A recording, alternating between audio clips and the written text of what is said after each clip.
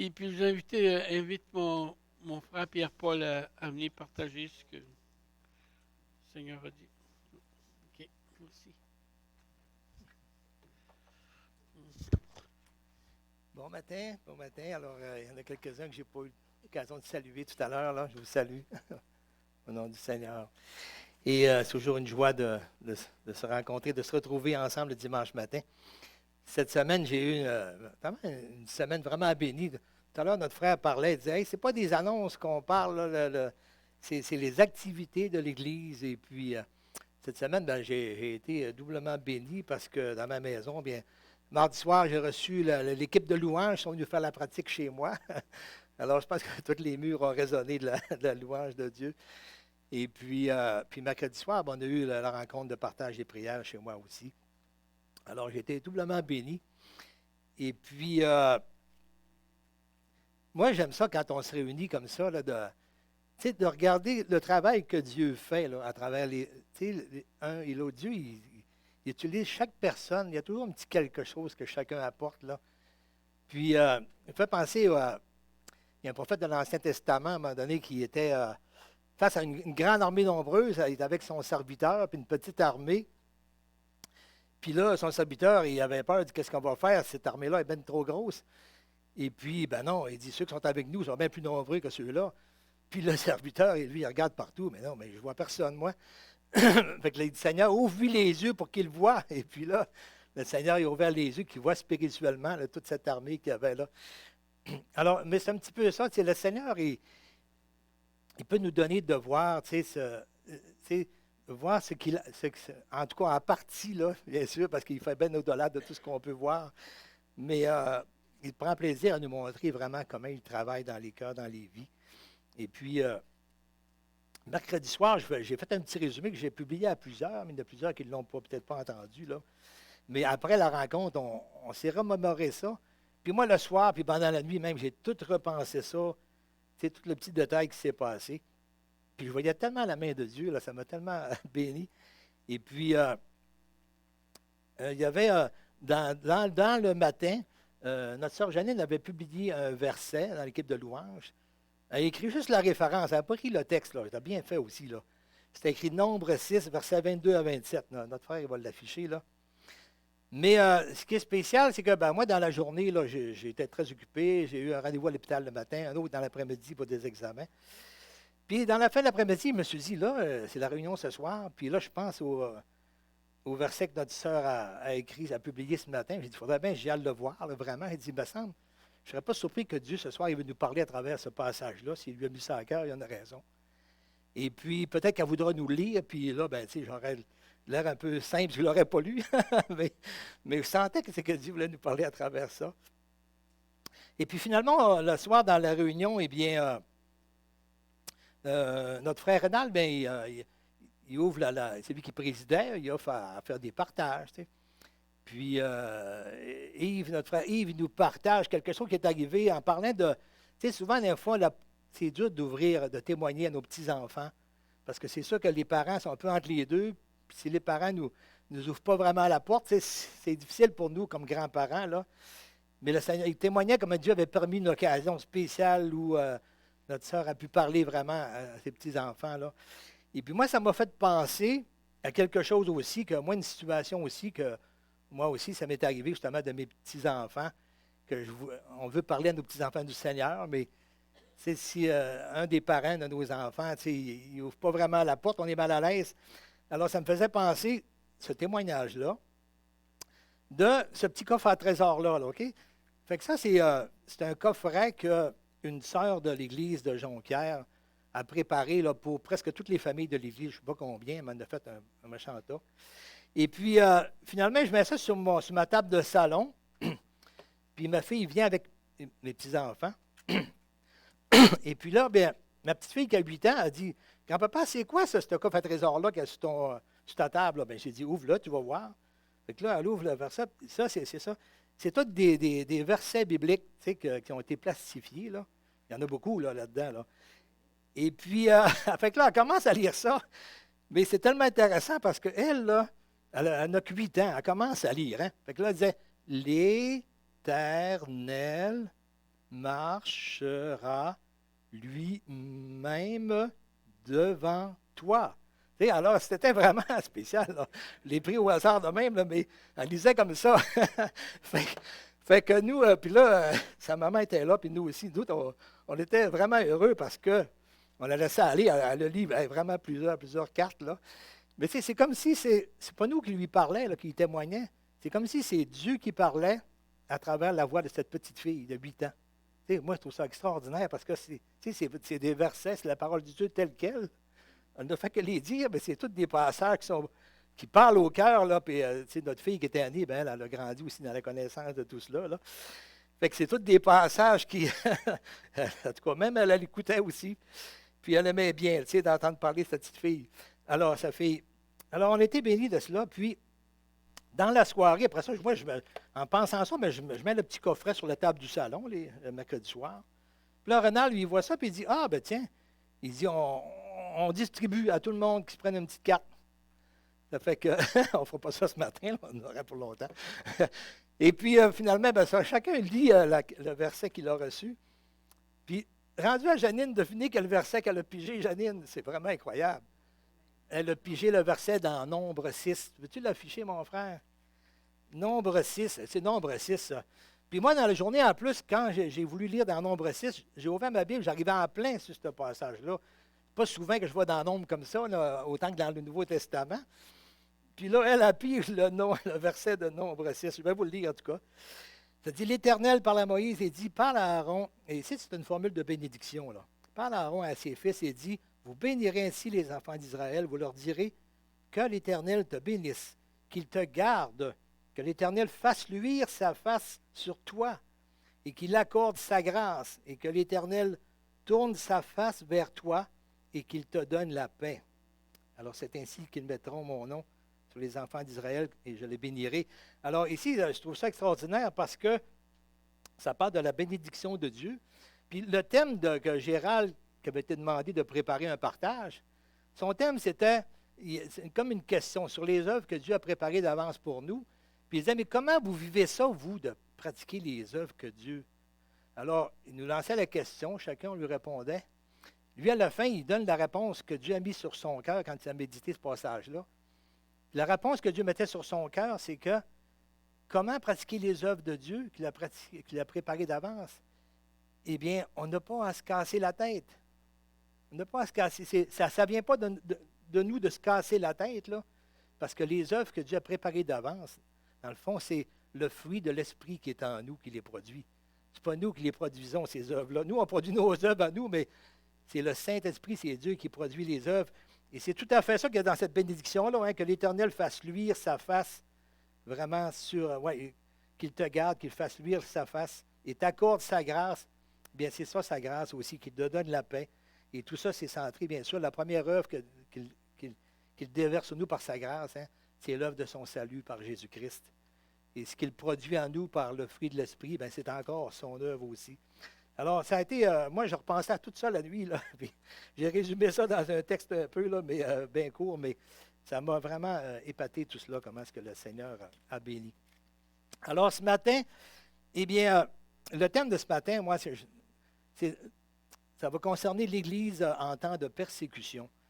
Et vous savez, on est dans un contexte actuellement extrêmement explosif. Hein?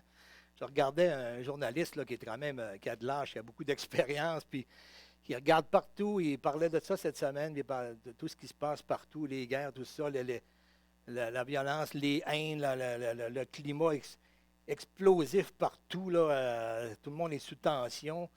Puis toute l'économie qui est comme un château de cartes, qui est tout ébranlé, là, la santé, l'éducation, peu importe, là, tous les aspects. Alors, il dit, il y a comme de la poudre dans l'air, là, puis tu sais, ça prendrait une étincelle, puis tout ça, ça sauterait.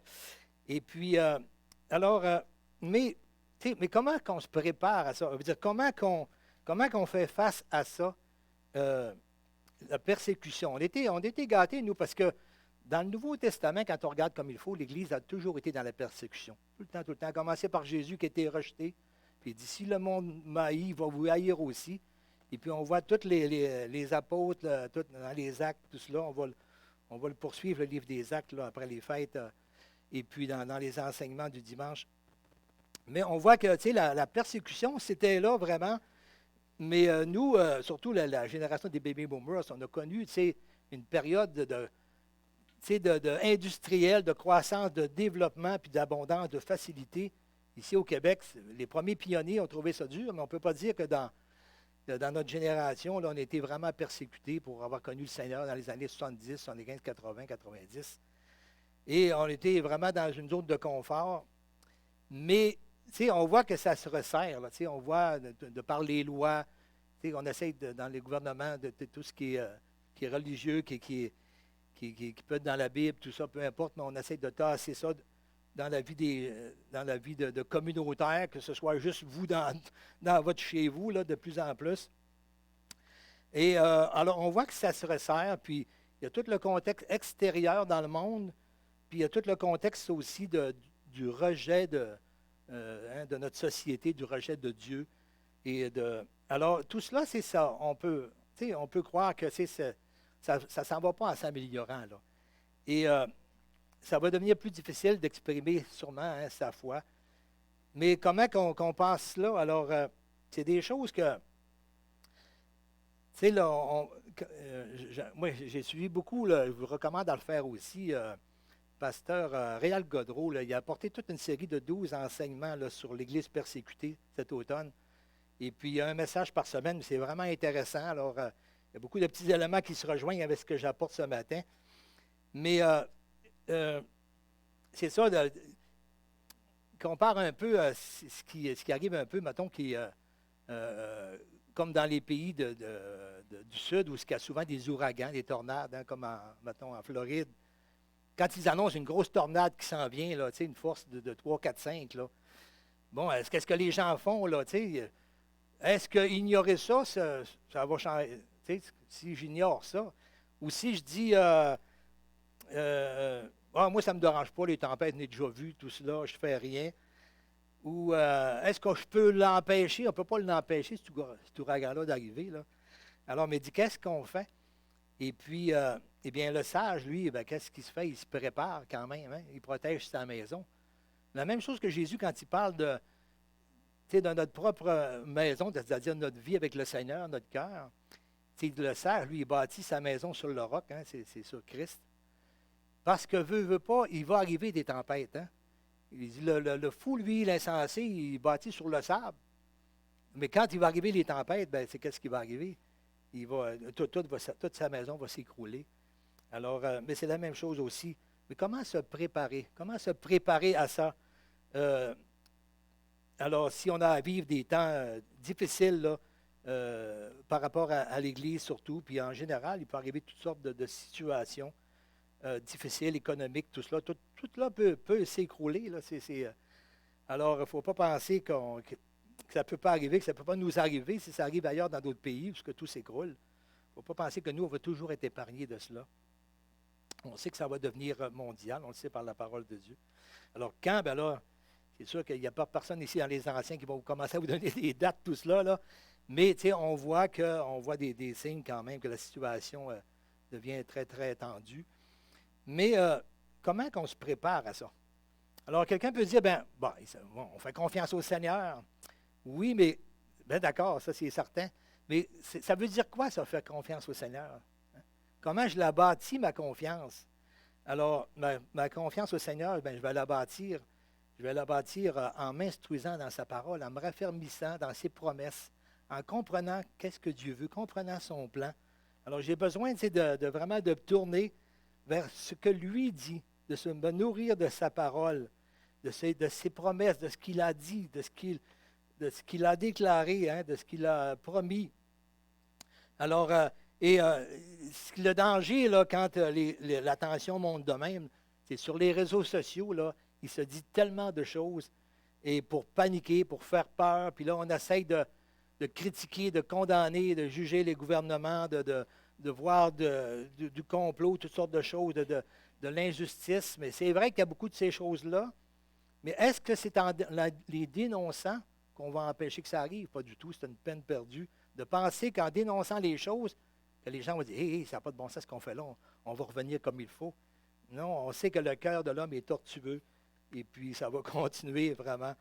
Alors, les gens refusant Dieu sont comme livrés à leur propre folie, leur propre convoitise. Alors, c'est une peine perdue d'essayer de vouloir changer le monde, mais on voit puis dans tout ce, ce- ce procédé-là de vouloir faire plein de dénonciations sur les réseaux sociaux pour tout critiquer les gouvernements ou les erreurs ou les jugements ou les décisions ou les lois, bien ça n'apporte rien de bon. On ne voit pas le fruit de l'esprit dans cette démarche-là. Le fruit de l'esprit, on le voit dans Galates 5, 22. Ça nous dit, hein, c'est l'amour, la joie, la paix, la patience, la bonté, la bénignité, la fidélité, la douceur, la tempérance. Alors, ça ne ressemble pas à ça, là.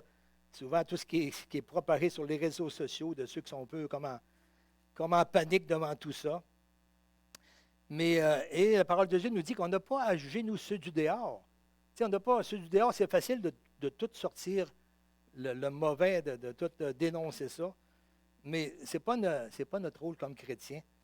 Notre chrétien, c'est de veiller, nous, au-dedans, hein, de chez moi, dans mon propre cœur, premièrement. Puis on voit dans Éphésiens, chapitre 4, les versets 1 à 3, on l'a vu cet automne avec notre frère Benoît aussi. On a veillé sur notre marche avec le Seigneur, de marcher d'une manière digne. Il dit, je vous exhorte donc, moi, le prisonnier dans le Seigneur, à marcher d'une manière qui est digne de la vocation qui vous a été adressée. Alors, et comment? Bien, en toute humilité et douceur. Hein, ce n'est pas en me battant au-dessus des autres. Moi, je sais ce qui va arriver, puis vous allez voir tout ça, tout ça.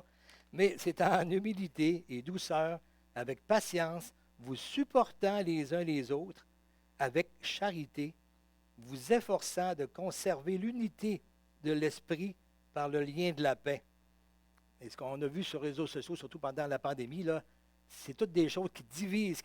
Tout le monde était divisé, ça ne finissait pas de se diviser. Même dans les milieux chrétiens, là, ça a été, beaucoup d'églises y ont goûté beaucoup là, de comment ça a divisé tout cela, cette attitude à dire on va tout dénoncer, on va tout alors juger le monde, le gouvernement et tout mépriser cela. Non.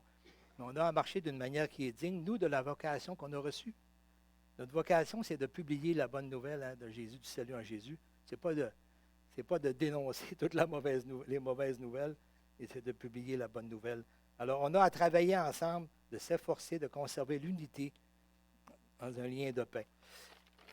Maintenant, moi, ce que j'aimerais voir ce matin, dans le mois de décembre, là, on s'est entendu, les anciens, dans l'enseignement.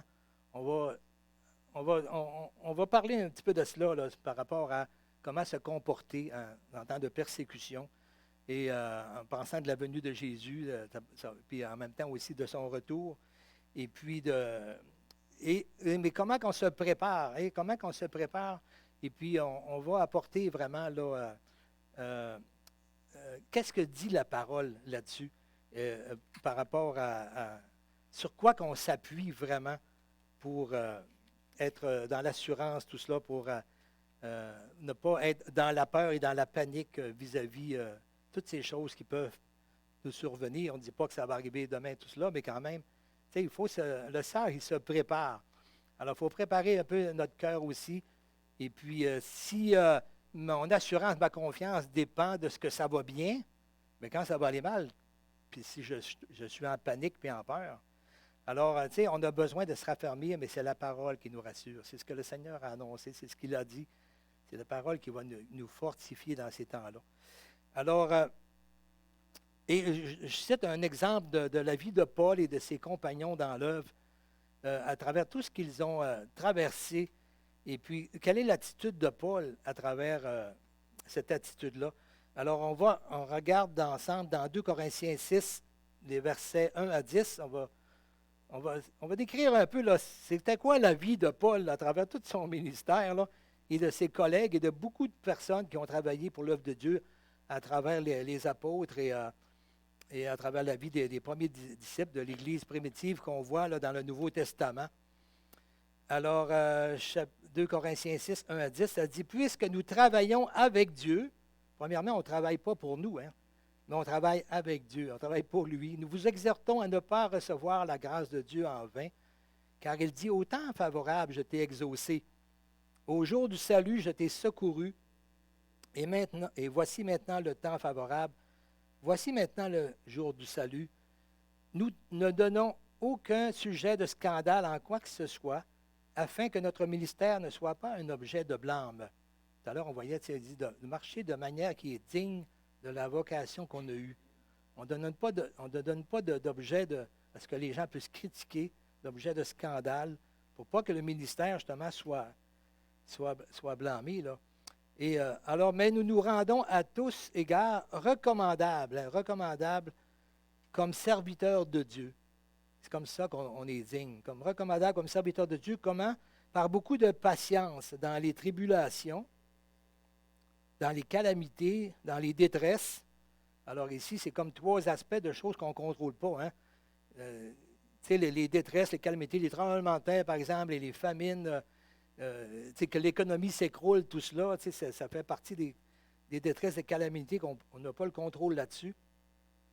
Paul, ici, il nomme comme 9 situations de vie d'épreuve. Alors, il y a ces épreuves-là de l'extérieur. Ensuite, il dit, sous les coups, dans les prisons et dans les troubles, là, on voit de l'opposition qu'il reçoit des autres autour de lui.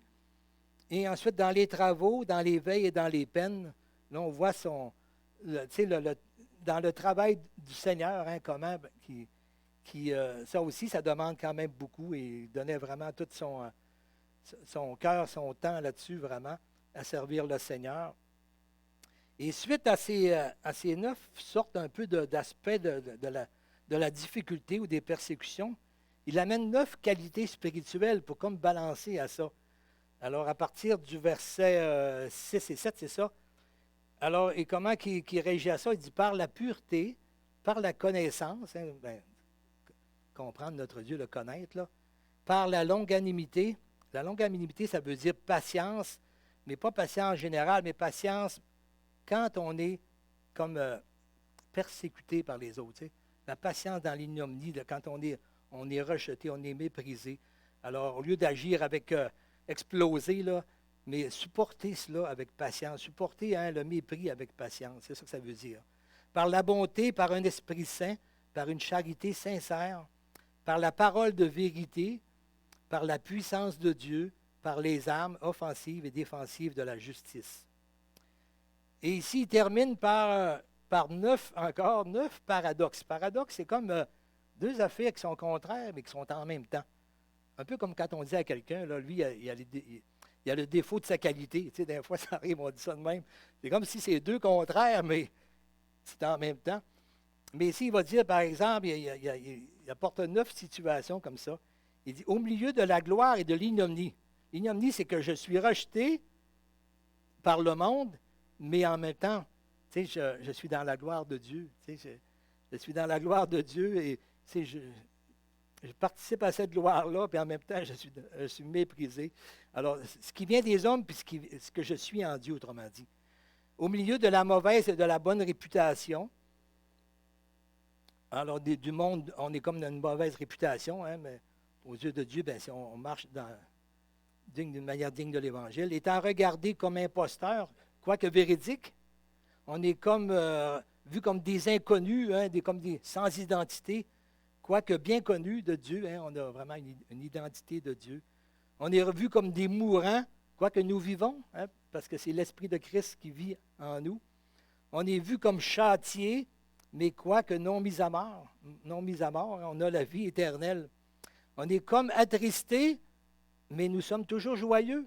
Tu sais, les gens vont dire, ouais, mais hey, c'est bien triste, celui-là, là. Il ne participe pas à tous les plaisirs qu'on s'offre, tout ça. Il pense... Mais non, on est joyeux dans le Seigneur quand vraiment on a une communion vraie avec lui. On est vu comme pauvres, mais nous en enrichissons plusieurs, hein, par la parole de l'Évangile. Et on est vu comme n'ayant rien, mais nous possédons toutes choses. Hein. Possédons toutes choses en Jésus-Christ. Alors moi, je trouve ça extraordinaire, cette attitude. Et on voit que ici, ce n'est pas l'Évangile de prospérité. Comme de plus en plus, on a eu une période facile et c'était facile de voir toute la prospérité comme étant la bénédiction de Dieu, bien, merci Seigneur, c'est sûr que c'est une grâce de Dieu, tout ce qu'on peut avoir comme facilité.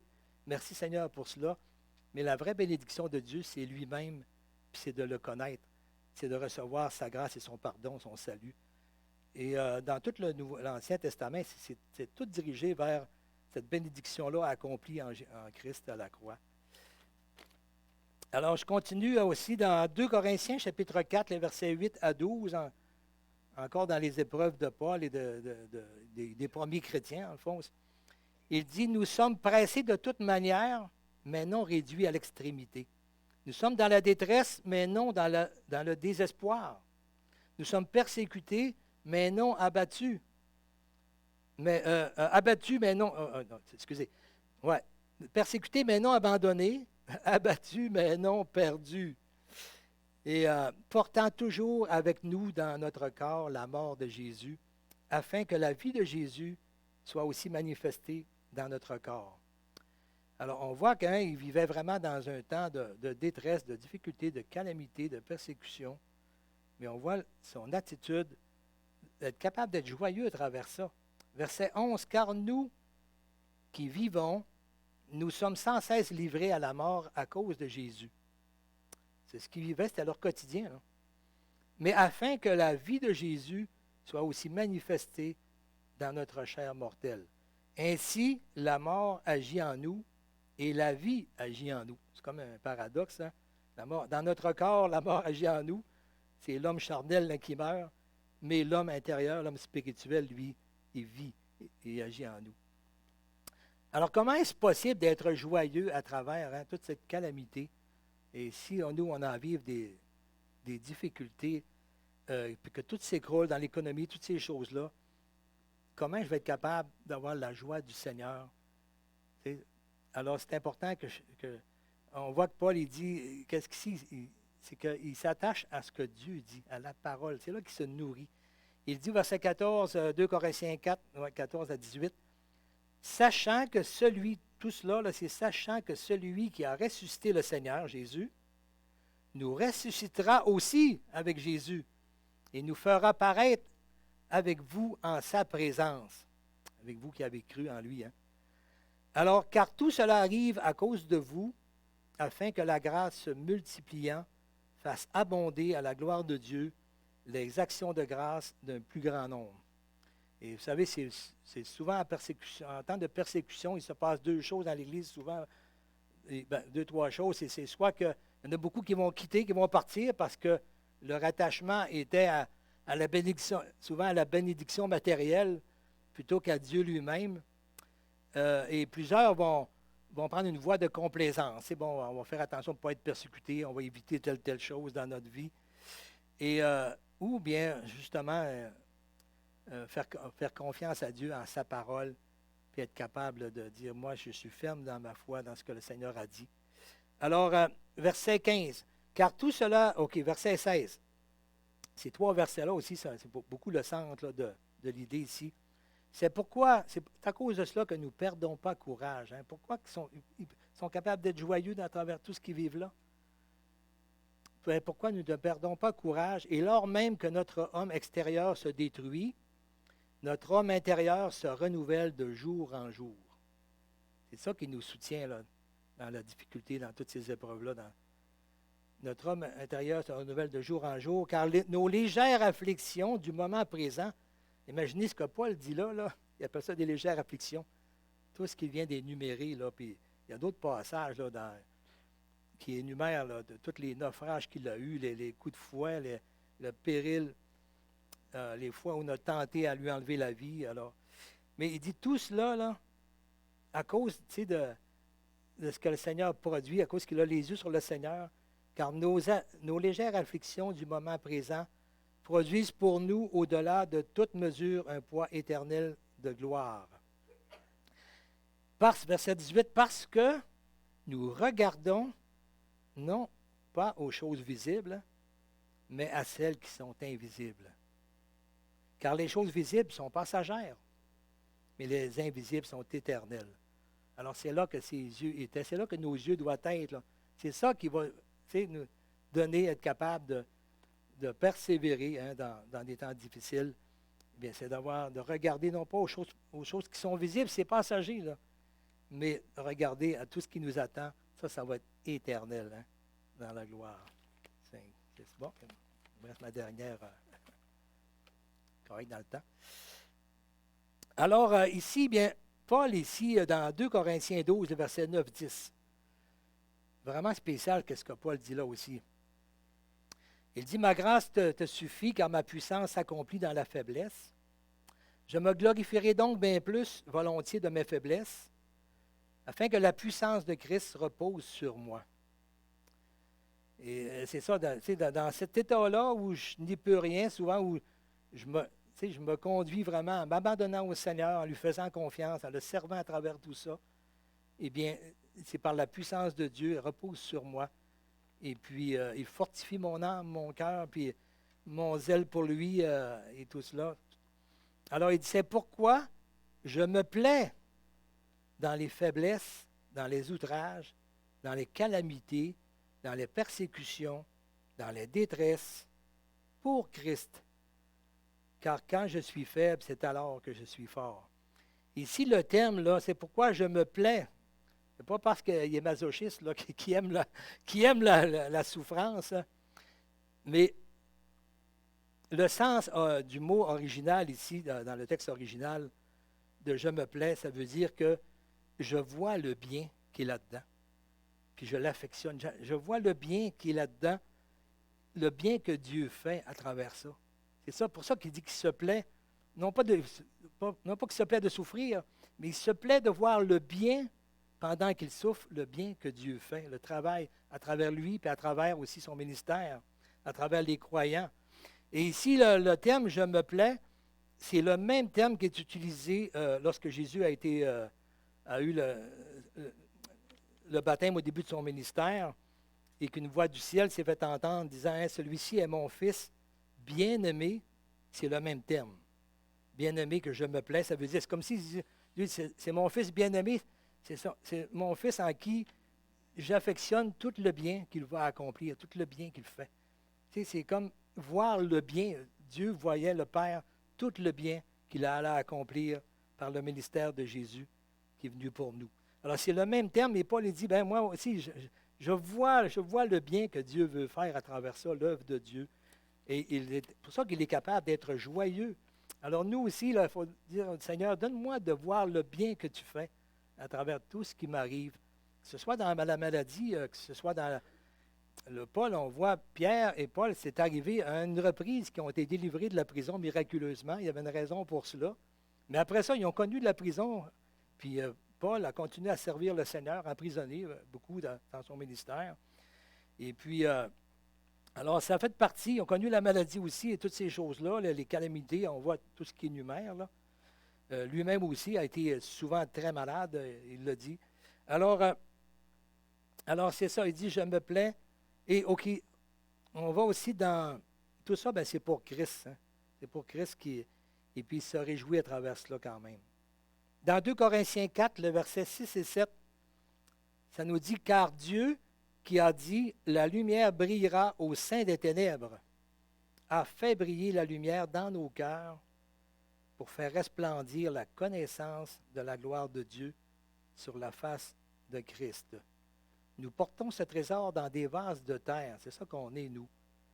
Mais afin que cette grande puissance soit attribuée à Dieu et non pas à nous.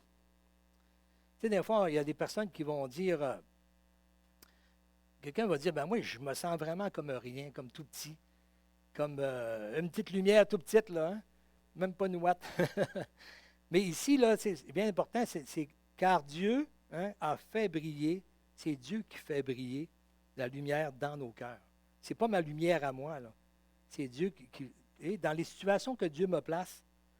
Et c'est important de saisir cela parce que, on l'a vu aussi dans la bénédiction du verset que Janine a apporté, là, qui fait luire, que Dieu fasse luire sa face sur toi. Eh bien, il le fait à travers l'œuvre de Christ. Et puis, il y a beaucoup de personnes, des fois même des prédicateurs, des enseignants, qui qui voyant un peu que l'Église est comme ci, comme ça, vont dire, on va dire des fois, toi, es-tu prêt, toi, si le Seigneur revient, là? Es-tu prêt pour son retour? Et ici, c'est à faire attention parce que c'est comme si la personne qui entend ça, là, tu sais, là, on dirait que le fardeau est mis sur la personne. Toi, là, es-tu prêt? Et là, je me dis, mais tu sais, je me sens tellement pas digne de rien. Tu sais, comment, si ça repose sur moi, là, personne n'est capable de se sentir prêt. Qui est capable de dire, hey, moi, là, quand je me regarde, là, je suis prêt? Et, tu sais, puis que penser quand on dit ça, des personnes âgées, des personnes qui n'ont pas d'automobile, qui ne peuvent pas sortir, qui sont à l'hôpital, qui sont handicapées, qui sont démunies. Une personne qui est sur un lit d'hôpital, mais tu sais, qui ne peut pas se servir dans toutes sortes de ministères que d'autres sont capables de faire.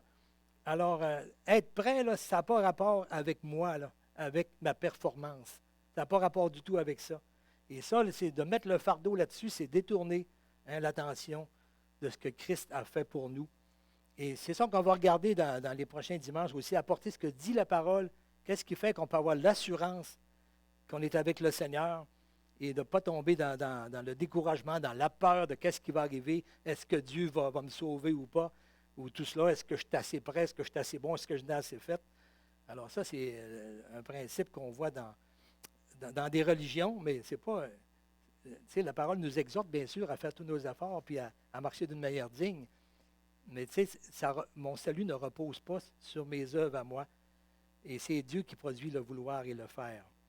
Et alors peut-être tu me dis, ben moi, je me sens tellement rien, pas capable, inutile, tout cela, là, mais tu sais, même une personne là, qui est dans son lit d'hôpital, là, qui ne peut plus rien faire, ne peut plus se servir de son corps, mais juste sourire à la personne qui en prend soin, puis lui montrer sa reconnaissance envers Dieu. Eh bien, c'est briller, ça aussi. C'est Dieu qui fait briller sa lumière dans nos cœurs pour faire resplendir la connaissance de la gloire de Dieu sur la face de Christ qui est en nous. Donc, on est comme un reflet aussi de ce qu'il est en nous. Et ça fait penser dans Marc 12, 41 à 44, il y a cette pauvre veuve là, qui était venue au temple. Et puis, tu sais, les pharisiens, eux autres, ils plaçaient un tronc là, pour les offrandes de façon à ce que tout le monde voit à quel point ils donnaient beaucoup. Là, c'était vraiment fait pour que tout le monde voit les offrandes, puis comme juger de celui qui donne beaucoup ou pas. Là. Puis eux, ils aimeraient ça montrer qu'ils donnaient beaucoup. Et Jésus était assis en face du tronc, là où il y avait un plat là, sur le dessus pour donner les offrandes. Et puis il voit une pauvre, des pharisiens qui venaient, il y avait beaucoup d'argent, ils étaient riches, ils donnaient beaucoup. Puis là, il voit une pauvre veuve qui arrive et qui donne... ça nous dit 2 petites pièces de monnaie qui valaient un quart de sou. Un quart de sou. Puis Jésus, il l'a vu, cette personne-là. Puis il a loué son geste. Il lui a dit, tu vois, tous ces gens-là ont donné de leur superflu, auraient pu donner peut-être 1000 fois plus. Mais elle a tout donné qu'est-ce qu'elle avait. Alors, Dieu le voit, qu'est-ce que tu as. Si tu dis, je me sens une petite lumière, là, bien, Dieu le voit, cette lumière-là. Puis c'est lui qui l'a fait briller. Et puis, alors ça, c'est important de ne pas s'évaluer par rapport à notre performance, de comment Dieu nous voit. Et c'est sûr que quand on s'approche de Dieu, on sent notre impureté, puis on demande pardon, on se tourne dans la confession, mais puis on reçoit son pardon, bien sûr, parce qu'il a payé pour. Mais c'est pas là-dessus qu'on doit se baser pour voir si on mérite ou pas, si on est prêt ou pas à ce qu'ils viennent nous chercher. Alors, je termine avec ça ici. Il faut faire attention de ne pas idolâtrer les biens matériels reçus. Parce que ça, le Seigneur pourrait bien tous les enlever, nos biens matériels. Là. Et ce n'est pas ça vraiment la vraie bénédiction. C'est de connaître le Seigneur, d'avoir été connu par lui, d'être venu nous chercher, qu'il ait payé pour nous, et de tout ce qu'il nous réserve dans l'éternité. Et souvent, on adore ce qu'il fait, et non pas ce qu'il est. Ce qu'il fait pour moi, parce qu'on voit de tout ce qu'on peut profiter, mais c'est lui vraiment qu'il faut adorer. J'ai réalisé un peu après que mon épouse est décédée, ça fait 2 ans. Et puis, ça c'est un sujet plus dur à parler pour moi. Mais, vous savez, mon épouse, elle faisait beaucoup de belles choses dans la maison. beaucoup de tâches, beaucoup de choses, puis pour notre bien-être et pour mon bien-être, je l'appréciais, puis je l'aimais pour toutes les belles choses qu'elle faisait aussi. Puis j'en étais béni, puis on en était béni. Mais lorsqu'elle est tombée dans la maladie, elle a fait de la chimio, mais là, elle a perdu toute sa capacité de faire toutes ces choses-là. Fait que les 2 dernières années, c'est moi qui ai dû apprendre à tout faire les choses, en tout cas, ce qui était possible, là. C'est sûr que c'était limité, mais j'ai dû apprendre à faire les choses qu'elle faisait, les tâches, en tout cas dans la maison. Mais j'ai réalisé après cela que souvent, on aime une personne pour ce qu'elle nous donne, ce qu'elle nous fait. Mais là, j'ai réalisé qu'une fois que j'avais plus du tout, qu'elle ne pouvait plus rien faire, je l'aimais pour ce qu'elle était et non pas pour ce qu'elle faisait. Vous savez, c'est ça qui était le plus beau sentiment d'amour que j'avais. Excusez. Alors, c'est ça, c'est pour ce qu'elle était. Et ça, on dirait que je l'ai goûté encore plus, je l'ai réalisé encore plus après son départ. Alors, je termine avec cela. Sur quoi repose notre assurance? Dans 1 Jean 3, 1 à 3, 1 Jean 3, voyez quel amour le Père nous a témoigné pour que nous soyons appelés enfants de Dieu. Hey, ça ne vient pas de nous, ça, là. Et nous le sommes. Si le monde ne nous connaît pas, c'est qu'il ne l'a pas connu. Bien-aimés, nous sommes maintenant enfants de Dieu. Et ce que nous serons n'a pas encore été manifesté. C'est comme déjà, mais pas encore. Et Christ est en nous, l'Esprit est là. Mais notre corps aussi, il va être tout renouvelé. Et le salut sera comme tout accompli dans sa grandeur, tout en tout cas, tout manifesté là, lorsqu'il viendra nous chercher. C'est déjà tout accompli, mais comme pas encore tout manifesté. Alors, il n'est pas encore été manifesté, mais nous savons que lorsque cela sera manifesté, nous serons semblables à lui, parce que nous le verrons tel qu'il est. Quiconque a cette espérance en lui se purifie comme lui-même est pur. Et Éphésiens 2, 19, ainsi donc, vous n'êtes plus des étrangers, ni des gens du dehors, mais vous êtes concitoyens des saints, gens de la maison de Dieu. Alors, si on est des gens de la maison de Dieu, eh bien, le Fils, lui, il demeure toujours. Alors, tandis que l'étranger, lui, il ne demeure pas, mais nous sommes maintenant fils par adoption. Alors, nous sommes des gens de la maison de Dieu. Alors, on n'a pas à s'inquiéter. Ça ne repose pas sur notre performance, s'il va venir nous prendre avec lui ou pas. Ça repose sur sa promesse, sur ce qu'elle a dit, sur son alliance qu'il a déclarée. Alors, je vais inviter le groupe de louanges à venir finir par un beau cantique. Je pense qu'il a été préparé. Mais Seigneur, nous te remercions pour ta parole qui est si riche, Seigneur, et dingue vraiment, Seigneur, amener toutes nos pensées captives en toi, Seigneur, captives sur ce que tu dis, toi, ce que tu as déclaré. Ne pas se laisser ébranler par toutes sortes de discours partout qui circulent et vraiment se nourrir de ta parole, de ce que tu dis, Seigneur, et croire ce que tu dis, que nous sommes tes enfants, que tu as payé, que tu as versé ton sang. Et Seigneur, c'est pas quelque chose qui est scellé. Et c'est une alliance que toi, tu as faite, Seigneur, et qui est scellée par ton sang sur la croix. Et tu as mis ton sceau en nous par ton esprit comme gage, comme garantie. Nous te remercions, Seigneur. Nous voulons te louer. Et sois glorifié dans nos vies. Donne-nous de marcher par la puissance qui agit en nous d'une manière digne de la vocation que tu nous as donnée. Amen. Alors, merci Pierre.